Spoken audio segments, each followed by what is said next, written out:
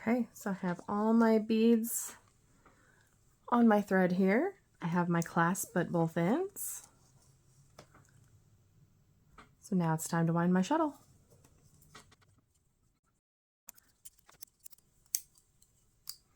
When you're winding a shuttle with beads on it, it's nice to stagger where you stick the beads. So I'm going to slide one down, wind a few more wraps, then slide the next one down, and continue that pattern until my shuttle is fully wound.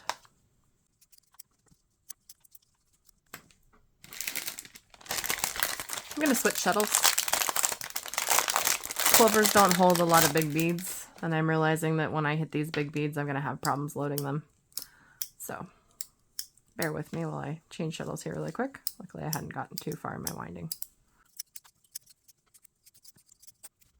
Okay, switching to the tatsies so it can hold my beads better. Tatsy shuttles are big and bulky, but they're really nice for holding lots of beads and bigger beads for the thread. I am working in size 20 Elizabeth thread, which is not the size I normally film in. But the beads I wanted to use don't fit over my size 3 thread. So we're going to try one in 20. Hopefully you'll still be able to see everything that I'm doing.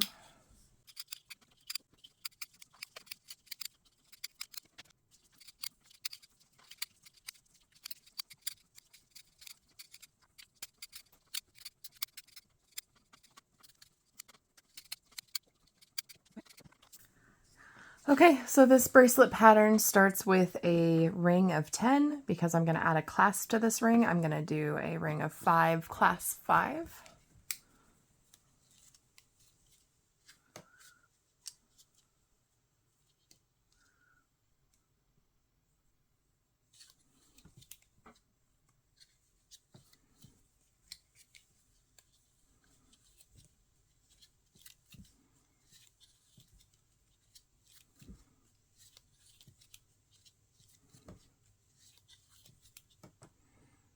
Got 5 stitches on. I'm going to slide my clasp over.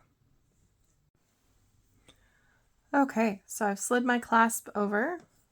Then I'm going to do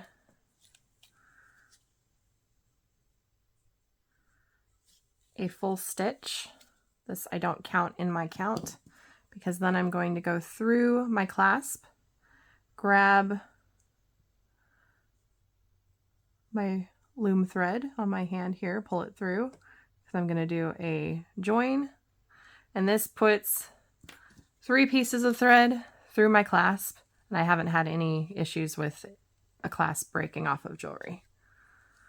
Granted, my jewelry doesn't get tugged on a whole lot, and I use magnetic clasps, so if it is tugged on, it opens up and releases, which is really great for the jewelry that I make for my 3-year-old, because she catches her stuff on things all the time, and instead of harming her in any way, it just falls off. Okay, so then I'm going to continue my stitch count for those other 5 stitches, and I just had one that didn't flip, so we're going to retro tat that. Definitely need them to flip. I'm working on a ring. Ring won't close if it doesn't flip right. There we go. So technically this ring will have 11 in it, but I'm going to do the same at the other end, so it will match. So there's 2, 3, 4, and 5. So 5, slide down my clasp, 1, do a join through my clasp, and then 5 stitches. And then I can close it.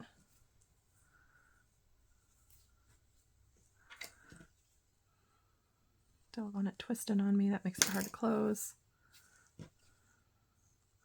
Forgot to dangle my shuttle. Usually I dangle my shuttle after winding to help with any of the extra twists.